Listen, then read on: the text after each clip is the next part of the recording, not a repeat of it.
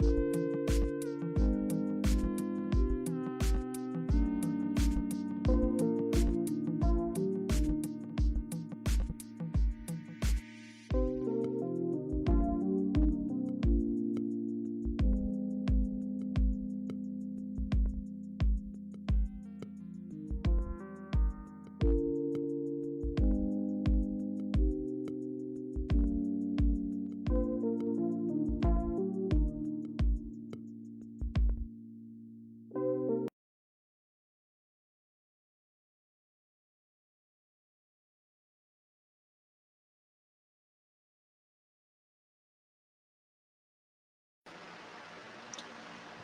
pleasant good afternoon.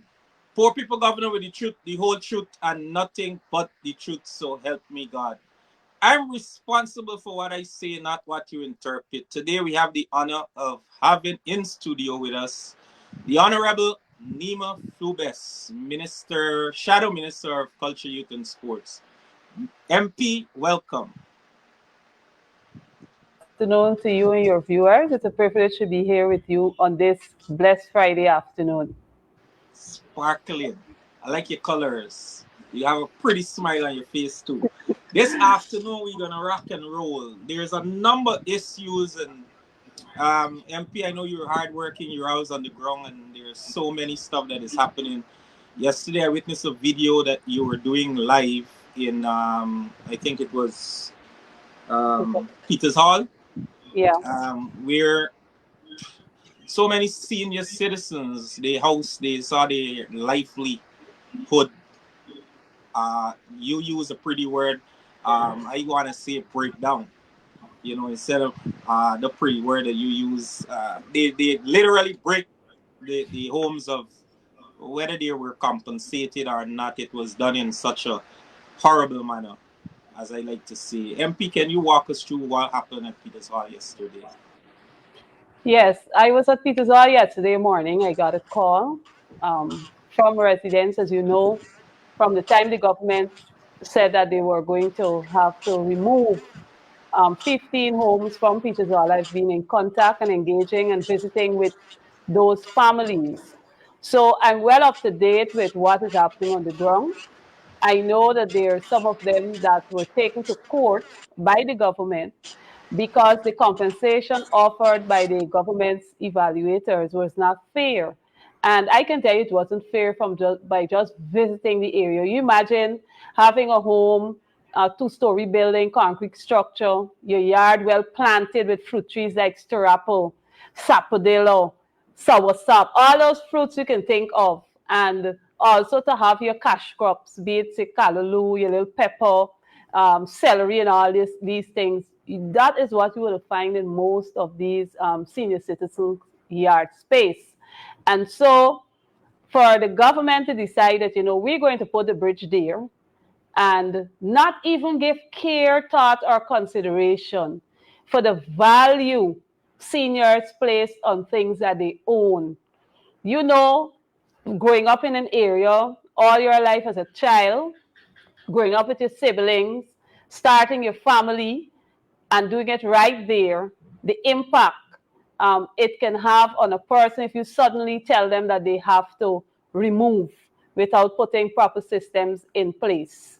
That is what the senior citizens and those residents of Peters Hall would have faced. Some of them would have gone because, they really don't have much. But those persons who have value on the land, just like the people in Caneview, value, those people who live on the land, it is difficult for you to just get up and move like that. And you have no idea where you're going.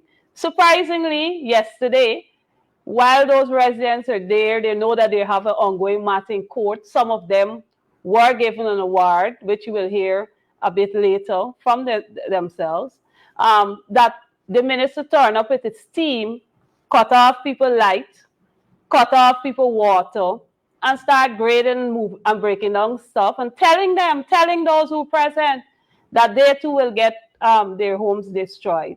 So you could imagine the psychological trauma and the stress they would have placed on those seniors. I can tell you there is a particular senior there, Mr. Class. I have looked at this man move from being a slim, fit big man to being a feeble, very thin individual within the last 2 years. And it is troubling the manner in which the government operates, as though they don't even care if people have their cultural association to where they live. They don't care about the psychological impact of what they're doing to the seniors. They do not give any care. They do not give any care for persons who might have underlying conditions, be it diabetes, be it hypertension, and all these things. These are conditions many of our seniors are experiencing. That's a fact. And to boot, these seniors are over 70 years of age, and they have lived all their lives at this particular location. Now, you have not completed the process of ensuring that these people are well compensated, properly removed from where they are. Yesterday, when I listened to those seniors, imagine I have to move from my home that I'm living in over 70 years to go and rent a house for 6 months.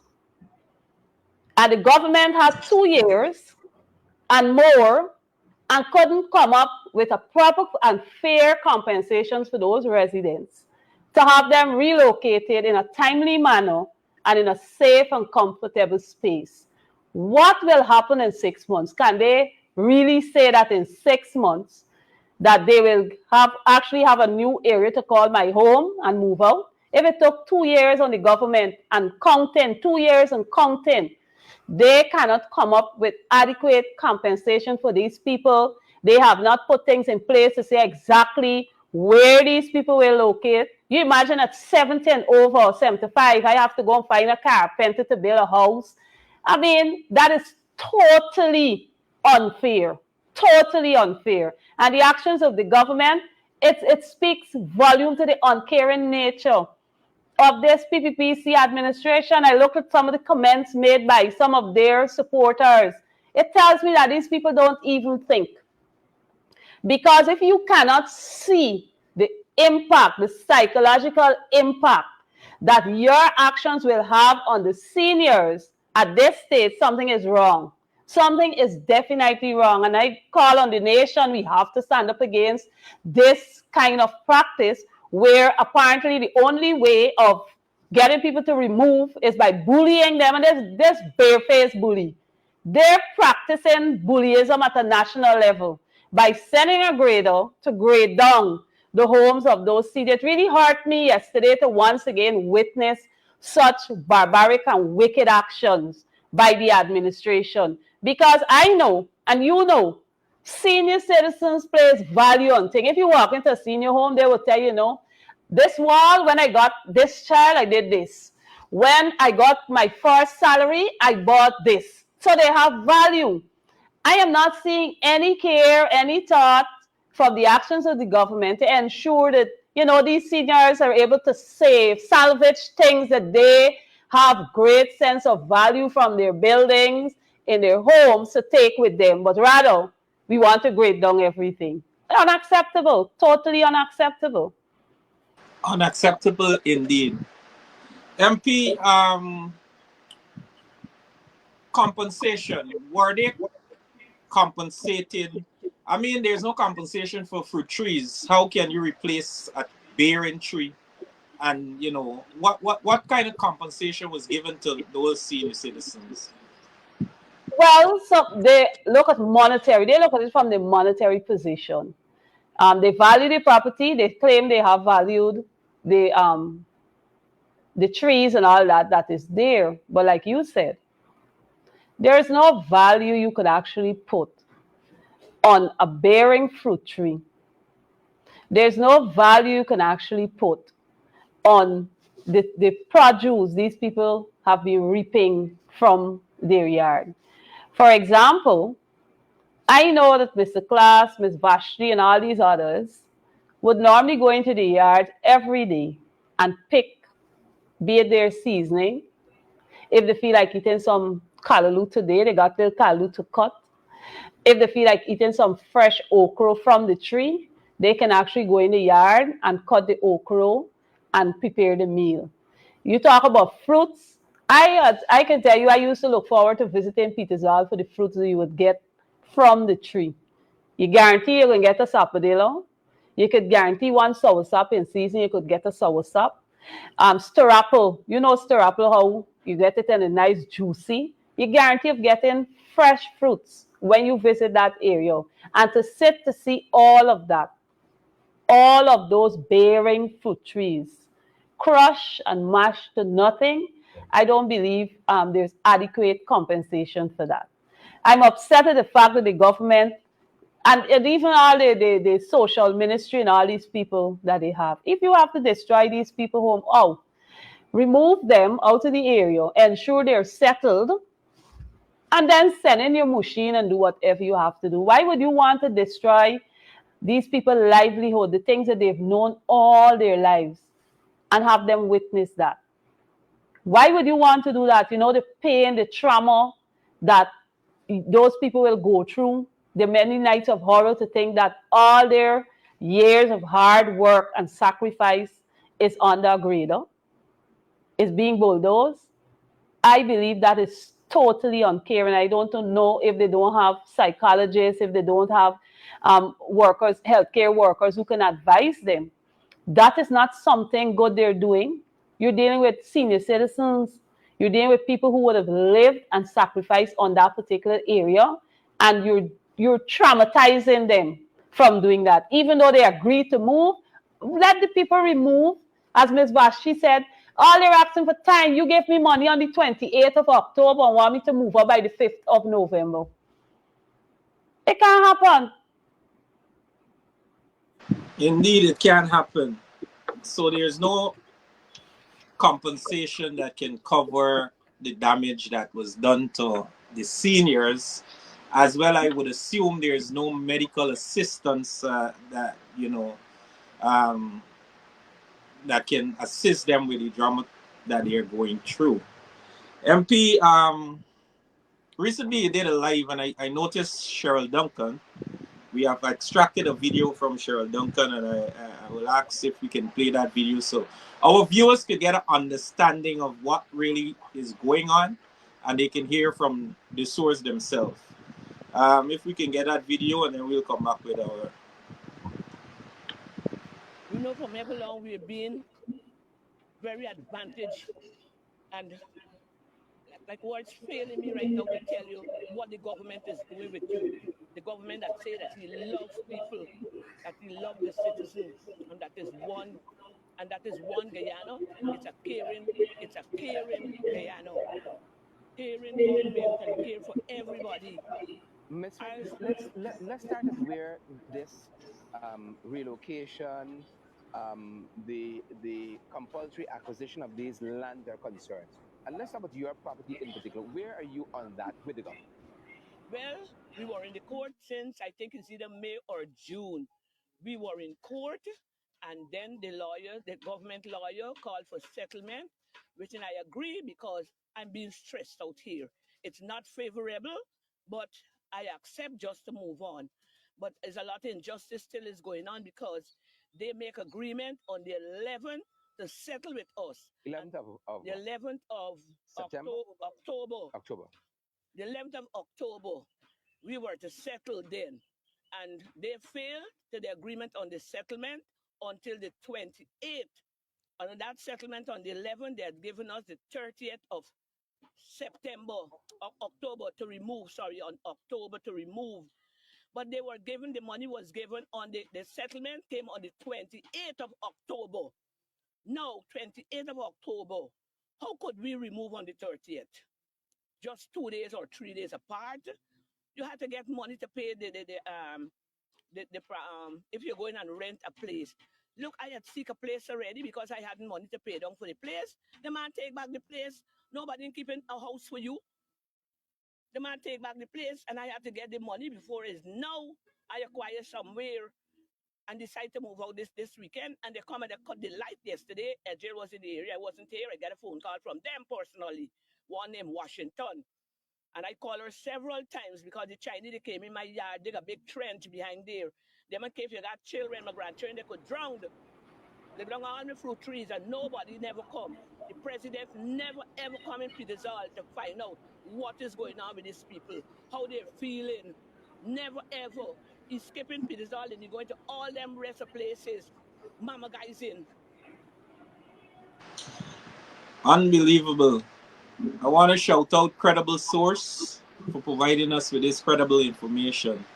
I want to shout out the seniors as well that are affected in Peters Hall, and our sympathy goes out with you.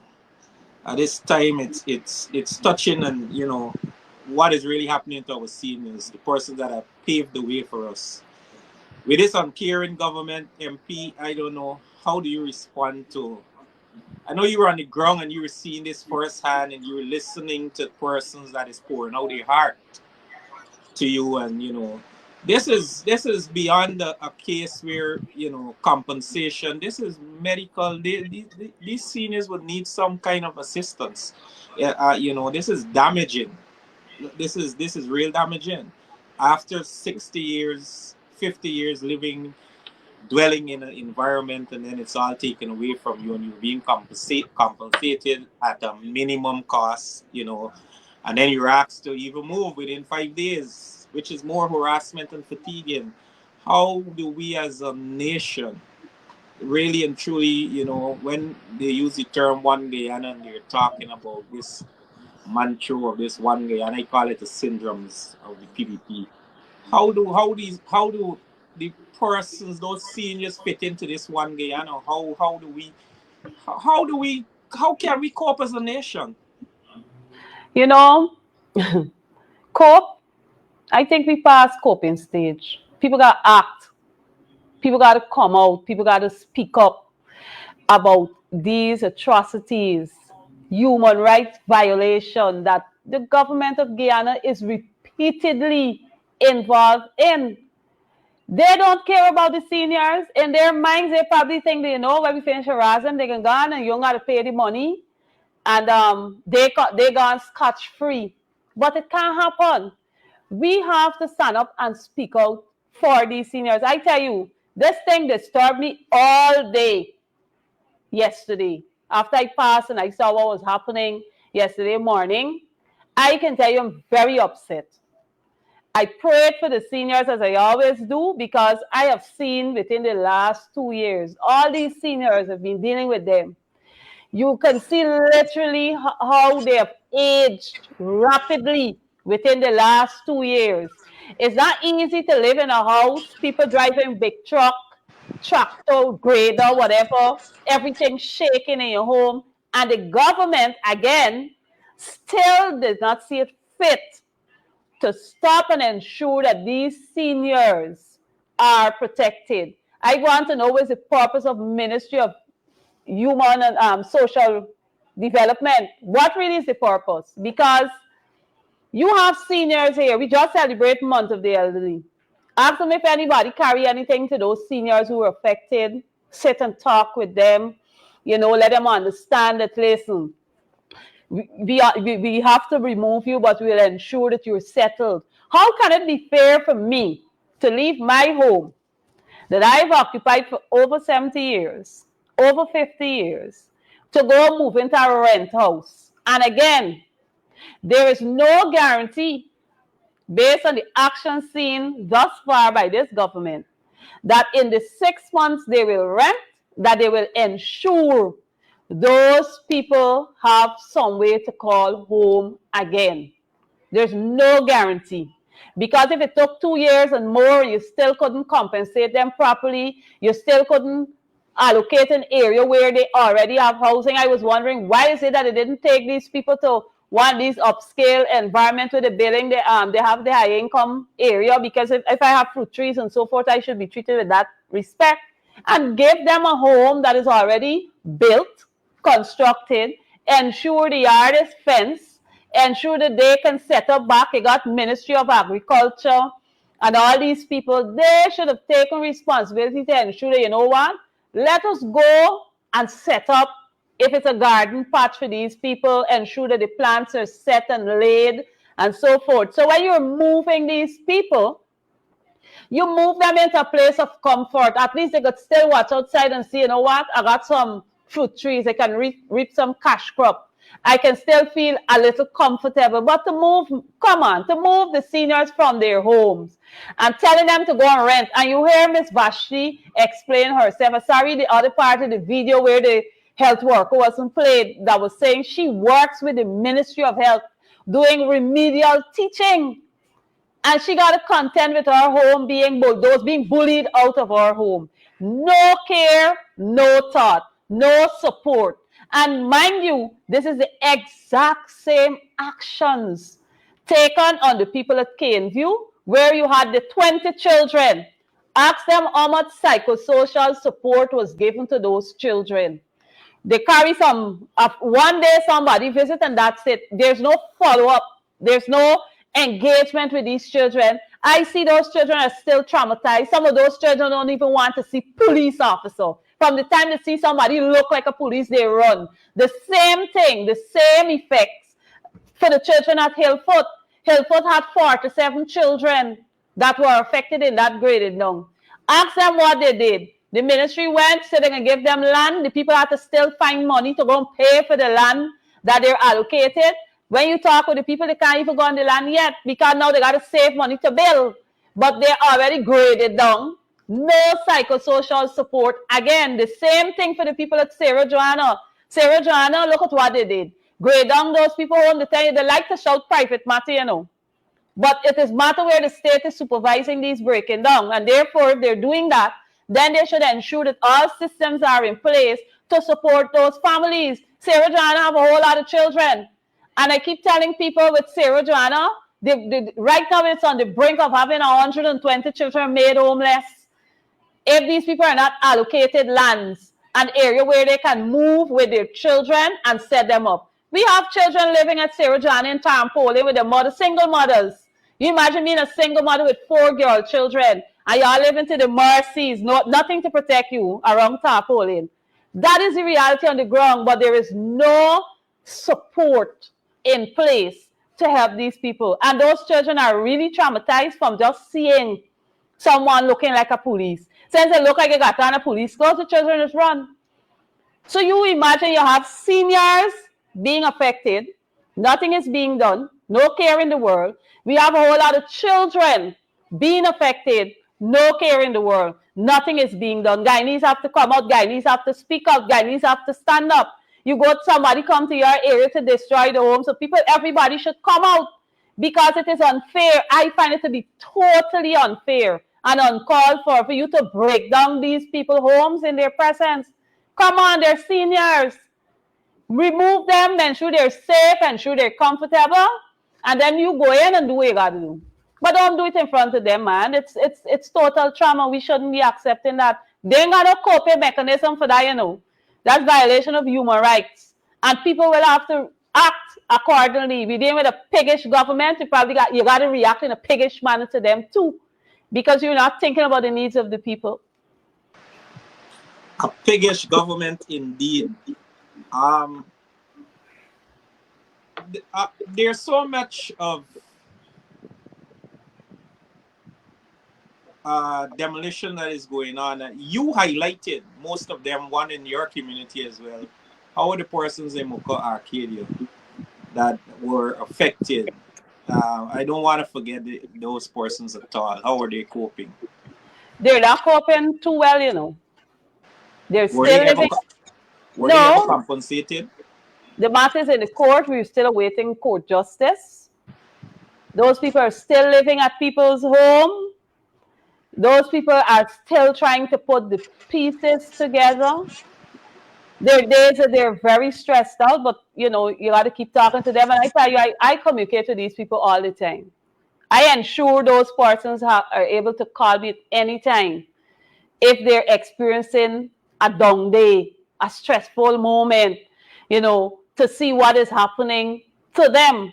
Those people are still living at people. They're still there. They're still awaiting justice from this administration. And if they don't see the need to fix these things, then they have to come out. They have to come out to government. Wrong for Guyana. You cannot make people so uncomfortable and lying about everything that they do. It's sheer lies because the Cane View was graded down because the highway was passing there. Now, if you go there, you're going to see they got homes building in line, even in front of the land space where Cane View was. Cane View is actually 2 canals away from the highway. So buildings could even go up in front of where Cane View was, and it would be closer to the highway. But because of wickedness, because of the fact that this government recognized that there's African families living there, that's why those Cane View families were graded down. And those people are just living from day to day and trusting that the system will work. Trusting that the system will work. MP, the vice president said that the opposition spreading propaganda and lies. They're not racist. Are those areas that are affected by the demolition in the name of progress or whatever they call it, whatever they choose to call it, are those areas Afro-Guyanese areas? At Petersall, most of the homes that are being destroyed there are predominantly people of African descent. There are a few East Indian in between, and they were compensated first, and they were removed. You hear what they did? Compensate those first, and they were removed. I want you to repeat what you're saying for the sake of the viewers and for Jagio himself to understand what he's really saying. He is claiming that they're not racist. The opposition is peddling lies to Washington and all over. Now there's evidence to support that his cabal, his party is marginalizing Afro-Guyanese. I want you to repeat yourself so the cameras and the viewers could capture this moment. I will repeat boldly. Petersall, it's predominantly the homes that are being destroyed are predominantly those of African descent. There were few East Indians in there, and they were compensated first and removed. I don't know if you recall when we had the picture showing you where 59 or 57 million was offered to an East Indian owner who had a property. They were not living in the property. Grass was growing on the building, but they got 50-something million dollars compensation. And it was a whole big thing on the social media. Those persons were removed, taken to fancy homes in Eccles, where they were placed comfortably. Transportation provided for them to move out to. Because they move out early in the morning, like 4:30, 5 a.m. is when these movements took place. So the other residents were not aware that these people are moving. They were not aware. So they leave the Africans there and they want to give them practically next to nothing. That's what they're doing. If you go to Sarah Johanna, Sarah Johanna is a mixed community where the lands are being taken from the people. I can tell you, the 7 homes that were broken down in Sarah Johanna, you had at least more than 15 children affected in those 7 homes. All the those of East Indian descent, they were allocated their lands and their homes. Those people are fighting for the others to get, even though those people get the allocation, they're fighting, they're making noise. Why the other people didn't get? Only yesterday, one of them messaged me and say, MP, I'm worried. Because we got land allocation, we will move. Because they're now trying to see what they could put together to move. But what happening to the other people? Because the other people there got 5 and 6 children and not much children in the homes, and they were not allocated any lands. Oh, and mind you, the people in Sarah Johanna, some of them are already paid since 2021. I think they had some building expo where you could go and pay some money. I ain't got my notes because I would give you exact information. Paid down $250,000, $300,000 for land allocation. It is when the 7 homes were broken down, those families were able to get a land allocated to them. The other people who paid still waiting for allocation. So I guess the grader got to drive through their homes before this government decide to allocate them lands. And when you listen to those people who ain't catching guano for sell every day to maintain the family, who ain't hustling on the side for do a little work, when they have to pay the money, listen to the people tell you how they have to pool and save up the money to reach this 250,000 or 300,000 to pay for the land allocation. When they pay up to now, they get the land, they tell them, oh, we can give you one area. Now when they go find out, other people, they're going to check the areas. Other people don't occupy the area that was initially supposed to be for them. Other people there. And so you have the whole crisis going on. The other thing, Governor, I want people to know this government is so wicked that they remove people from the CDAM and all over where they say they're moving from specific areas and relocate them to house lots. No light, no water, no running water in the area. I did a video where I went in there at night to do a visit. I couldn't even see my hand in the dark. And to get to the area where they have these people, you're driving in like 3 miles. No houses on both sides of the land for the 3 miles. I'll send you the video so you could put them on your page. No houses. To get behind there, it costs a taxi $2,000 to $3,000 for the people to get a taxi to go because they already got no exceptional great roads. There's no light. There's no water. But they have those people at the back there. When you go and you listen to these people, you imagine children are unable to attend school because they will have to walk at least 6 miles, 3 to go out, and they're not walking out. That 3 miles carrying them to Grove to see the forest house, right? Then they got to go out to the main road to catch a bus to go to school. Then they got to go to school and come back, but they're coming back and they got to walk back in 3 miles. Guess what they're walking into? No light, no water. I brought tears to my eyes to see people have to dig drain. You might last to see people drinking water from in the earth. Just dig a drain and you know when the water come up, you get your bowl and you dip it out to cook or to bathe or to wash. That's the reality of some Guyanese living at the back in Diamond there. I'm telling you that. I went first hand and viewed it because somebody called and said, MP, you need to come and see how people are living like animals. They dig in a hole to get water. They got to dig and then they catch the same water to bathe, to cook, to drink and whatever. Or they got to pay a taxi $2,000 to go and fill a bottle of water to go out. That's the reality on the ground. And this government is trying to give people what impression. I like how they're talking, but they don't care. We got enough evidence to give. We got enough evidence to share about the inhumane practice of this PPPC government against Guyanese. I have evidence to give, a whole lot, because I go on the ground and I do it. I remember the night when I went into that area.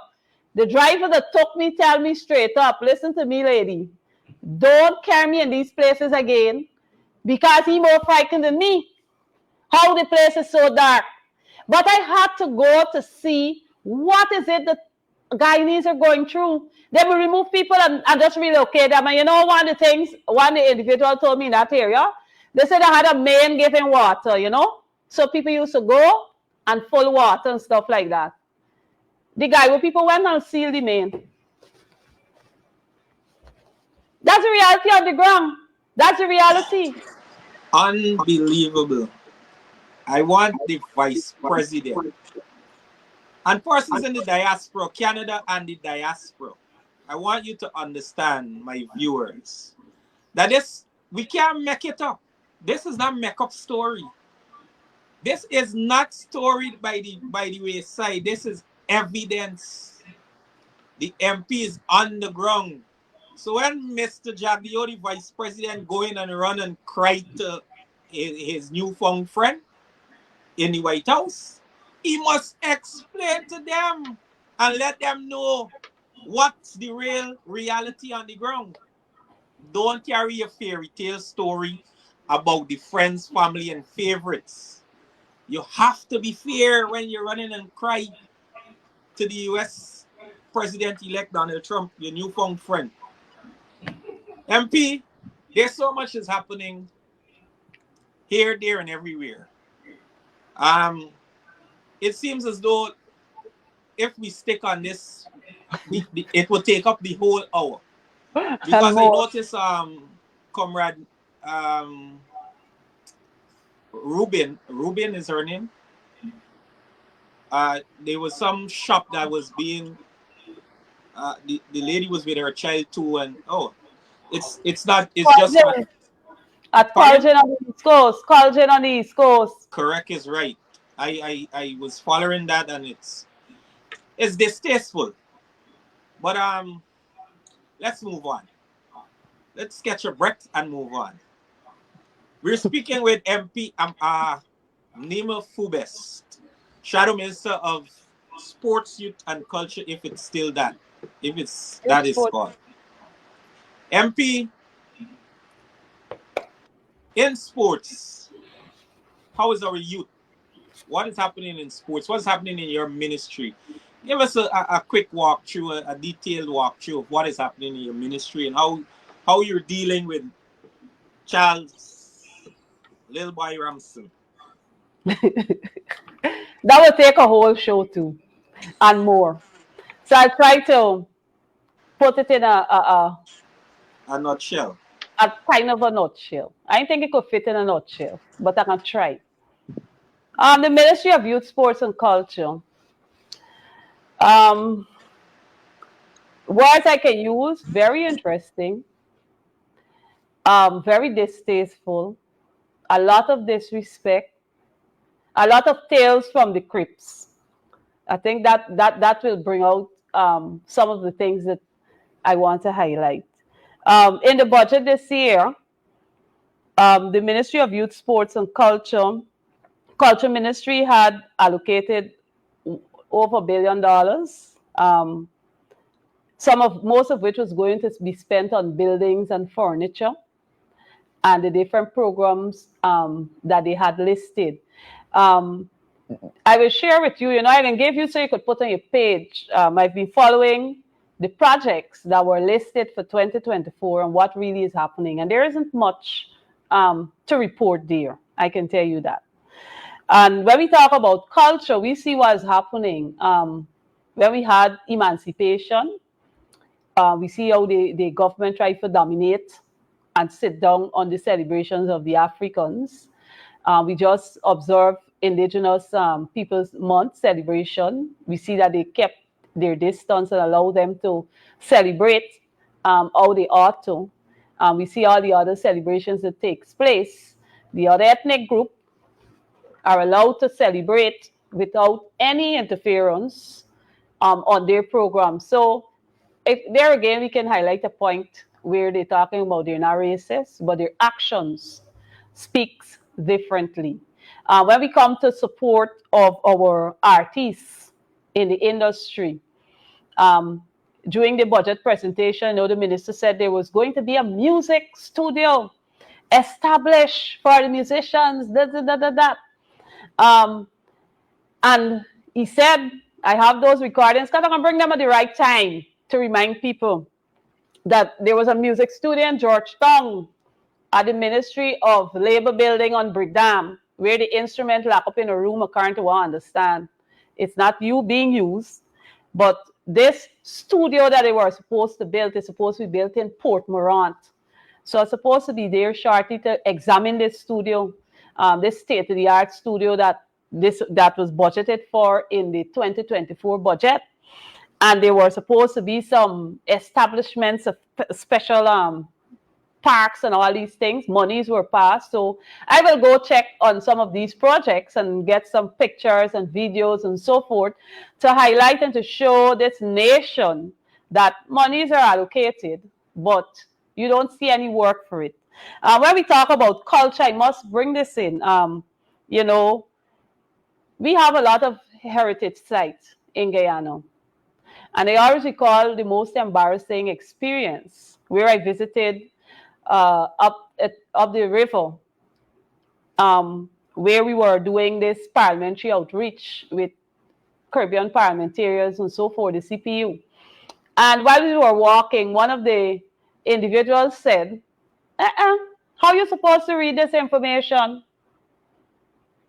They didn't talk to me directly, but they were talking to another comrade. And I look up, and I look up when the lady spoke, and then I watched, and then I realized that there was so much green moss and muck on the signboard at the venue.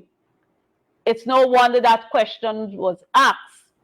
And I'm thinking to myself, we know a little bleach, a little soap powder, a nice piece of cloth and a ladder. Somebody jump up there every week or every month and wipe and clean down those things. You wouldn't have thick moss and muck and all these things, grass and so growing on these things, signage.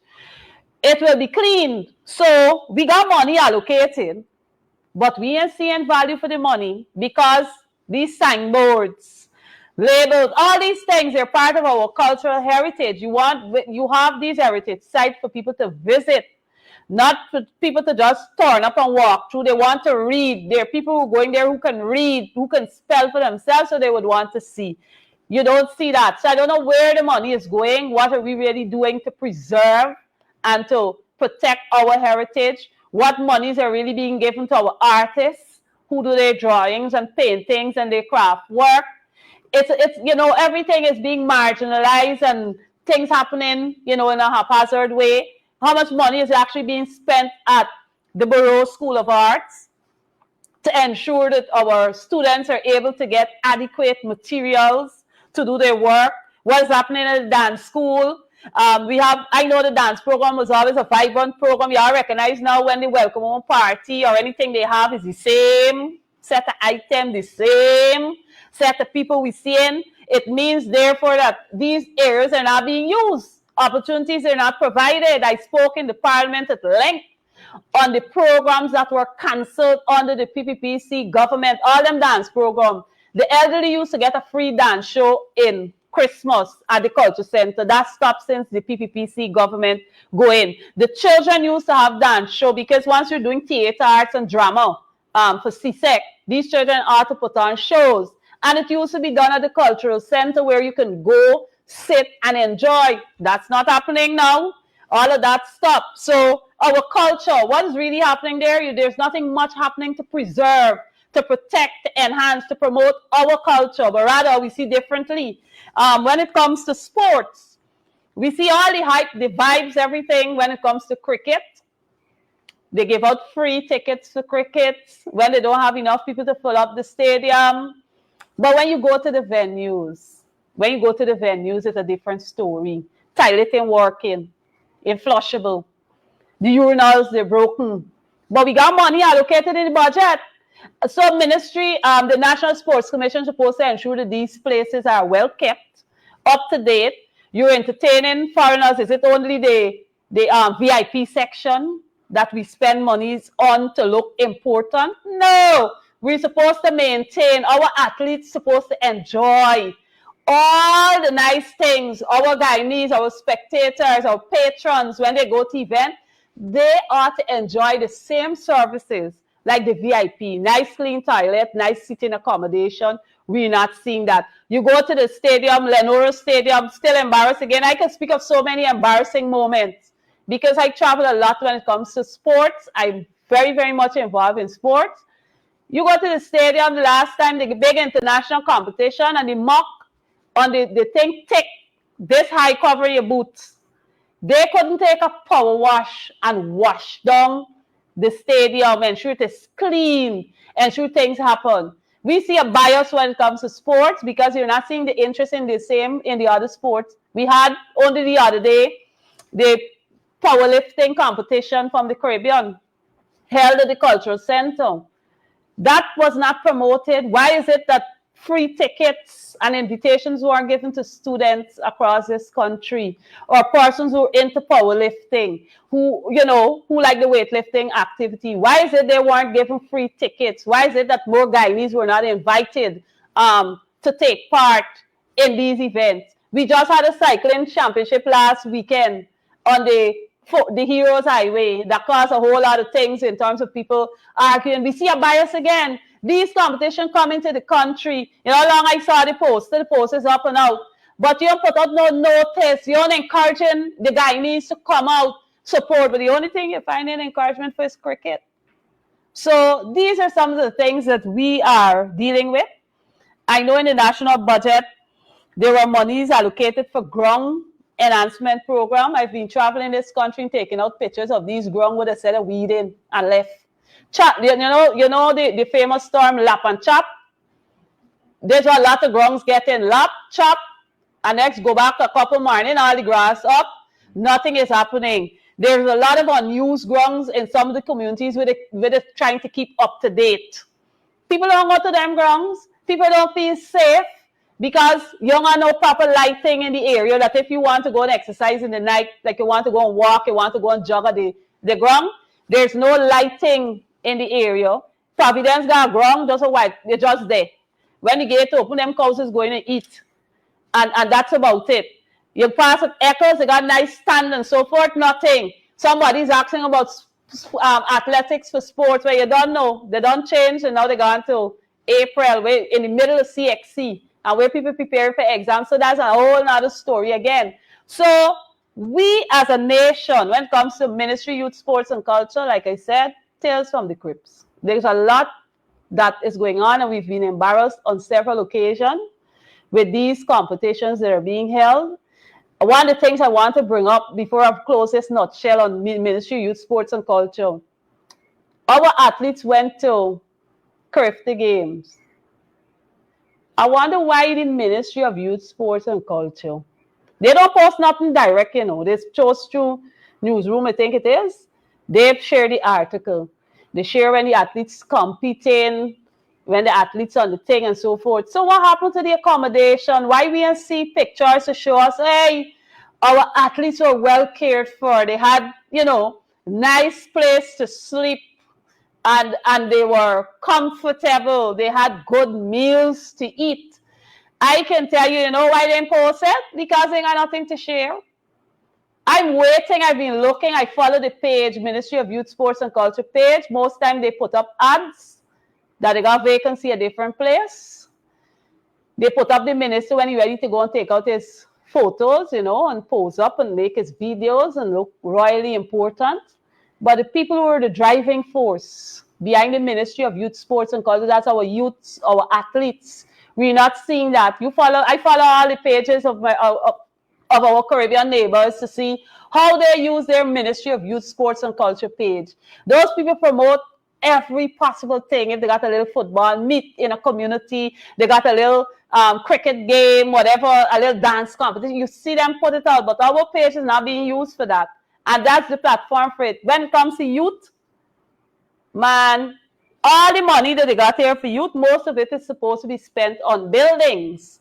So when you visit these facilities and you find out what is happening on the ground with our youths and the programs, they got a youth program over time, Sophia there, where the children are able to acquire competency within a year.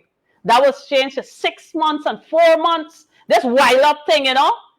And at the end of it, these young people wouldn't get the required experience and competence to be good mechanics, good electrician, good mason, because you shove along a 1-year program in 6 months or 4 months and expect these children to graduate. And all that is doing is to say that, oh, we're running these programs. I've spoken severally on the fact that every program that is being run, Guyana got the institution, if you're doing a cooking program, we got Carnegie School of Home Economics. Let them certify. So when the people finish, you know, you get a paper that is official from Carnegie. Even though the program was run by Ministry of Youth, Sports and Culture, they can go and look a job. You're giving me a cardboard with saying that I graduated and I can't even get a job with the cardboard. What's the sense?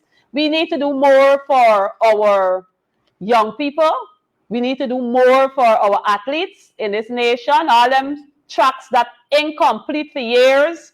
We're looking at the sports hall, was still incomplete. A whole set of rubbish in the yard.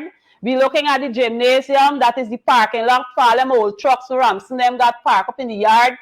take over the circle tennis court, and I know when they're going to move out. I was asking if these trucks actually belongs to the Ministry of Youth, Sports and Culture, because if it's assets of the Ministry of Youth, Sports and Culture, we got to make use of it, bring in some more money, and it's not just park up in the compound and taking up all the space that is needed for our youths to play. So that's in it. That's it in a nutshell. Whoa. That's it in a nutshell. In a nutshell. One people, one nation, one destiny. That's our motto. Recently, you had made a post in connection with our youths going to represent Guyana and wearing one Guyana on their shirt sleeve. Is Yeah. it incompetence from the Minister of Youth, Sports and Culture, or is just he don't care? Those people don't care. They want to use the one Guyana mantra on everything, which is a blight to this nation, because one Guyana does not include every Guyanese. One Guyana means one set of people affiliated to the PPPC government. They will get the contracts, they will get all the monies, they get all the privilege, they get all the opportunity. You stressing out our athletes when they're going out for chop. One Guyana, what? Many of those athletes got to train on their own. They got to find their own passage to go to training. You have to find your own passage to get your coach. If you get sick, you don't got no free medical service to get, because, yeah, you're going to go to Georgetown Hospital and spend hours. Sit down waiting to be served. Nothing special is there. So we're telling people about one Guyana. And then I saw one of the social commentators was trying to explain that it's just a thing being said at the game with all three Guyanas come together. Hell no. One GYA, and if it was that is different, but you put in one Guyana. I check all the uniforms, because when the person put up the comment, I laugh. I didn't respond to them yet. I check Suriname uniform. I don't see nothing like one Guyana on it. Suriname got a flag and the country name whatever. I check French, the same thing. The only team that got one GUYANA on the uniform is the team that came out of Guyana, where our national motto is one people, one nation, one destiny. So all them things and excuses what they're trying to give me can't work. If we talk about one Guyana people homes are being graded down. One Guyana, it's a whole pack of lies going through. One Guyana, the foreigners coming in here, like just after I was talking to a comrade, there's a whole set of foreigners living in Diamond. They're getting free water, free electricity, and they're living there for free. Guyanese got to go and pay for water. They got to pay for electricity. I ain't hear nobody saying nothing. One Guyana, one Guyana is not a team to use. People should avoid saying those words. We are one people, one nation, with one destiny. One Guyana mantra means that they're going to kill out a set of people and bring in a set of people. That's all. It means nothing else. It ain't got no value for the average Guyanese. It got value for the PPP people and the ministers. Them is one Guyana. They getting everything. They enjoying all the free taxes, they're enjoying all the free things, they got to the money. That's their one Guyana. One Guyana, it doesn't include all Guyanese. We are one people, one nation with one destiny. We have to tell our children that's our national motto. We should not be thinking or even using that term, because we know that the actions of this PPPC government and their one Guyana mantra speaks to marginalization, dictatorship, and all the things that goes with it. Nima Flue-Bess, Member of Parliament and a teacher by profession. Someone just messaged me and tell me to shout out their teacher from St. Joseph. I'll tell you who the person is behind the scenes.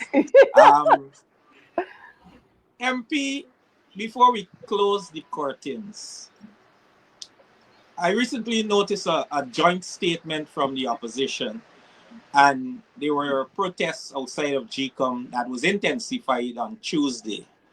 And I was in Guyana, and I know you were always on the ground, when you can, you were out there in the protest line and demanding a clean voters list and biometrics. Talk to us about some of the claims of the opposition and what are some of the things you guys are trying to achieve, that being out there every Tuesday, and how can you encourage the public to join to, how important it is to have a clean voters list and biometrics? I want to say to the populace, when you talk about rallying for a cause, you need to join the call for a clean voters list and the use of biometrics in Guyana. We've seen what was unearthed from the 2020 elections, where we had a lot of dead voters, people who were dead but they vote. We need to get those dead people off the list. We've seen people voting and they're not even in Guyana because somebody impersonates them. These are real issues. We need to understand that voting is important because it decides what happens to you as an individual. It decides what happens to your family. It decides what happens to the future of this country. We see the kind of government we got right now. Do you think we want to continue down this line? No. So we have to all come out. We all have to come out and call for this change to be effective. I've shared, and several shares have been made with the video where the VP, I don't like calling people names, the VP was calling for a clean voters list and biometrics when they lost the elections. The same apply. If that happens, we can look at having credible elections. We can look at having a credible process taking place, which will benefit all of Guyana. It's not just one person will benefit, all of Guyana will benefit. I want people to understand one vote has great value. So we have to ensure that we're out there making this call, that when elections come, we can be confident that we won't have to deal with dead voters, voting, impersonation taking place. We can be confident that we got to wait till how long to get our results. We can be confident that when you go to vote, the right person is making the votes with the biometrics and so forth. It is absolutely necessary. And so we will continue to call. I want to encourage people to come out and join the call. You can start the call from home. Come on, we got to do more. We can do more to ensure that this takes place, which will benefit all of Guyana. Not just one people. All of Guyana will benefit. And so it is very, very important. Very, very important indeed. MP, before I let you go, I want to give you the last words. I know your party and your leader has outlined a number of things that they're going to do once in office, when in office, so to speak.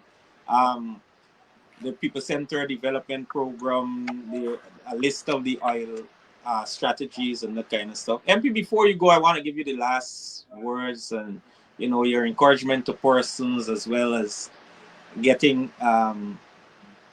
prepared for elections and that kind of stuff. Your closing remarks. I want to say to viewers, it is time that we all wake up and be in the fight for saving Guyana and ensuring that all Guyanese can live comfortably. I can let you know that we will ensure that all Guyanese will benefit. All Guyanese will benefit from our actions. You see that we're all about people. So our people-centered vision is there, fighting for a livable wage, ensuring that we have the rent-to-own home scheme so that persons can pay the rent and eventually own the homes. We have so many plans for our people. Our young people can look forward to empowerment, that they're able to stand after given opportunities and make an impact and a difference in the lives of people. I want to say for all of Guyana, we vote in the coalition. For Guyana to grow, the PPPC must go. And that will happen at the next regional and general elections. I want to thank you all for tuning in, and it was truly a privilege to be here and share with you this afternoon. MP, it was indeed a privilege of you being here and educating our folks. I know the diaspora and a lot of persons are more informed and they will make informed decisions come election. MP Nima Flue-Bess, Member of Parliament, it was nice having you here. Here's where we take our leave. Don't be a stranger. Have a blessed and a wonderful day, my people. Love you all.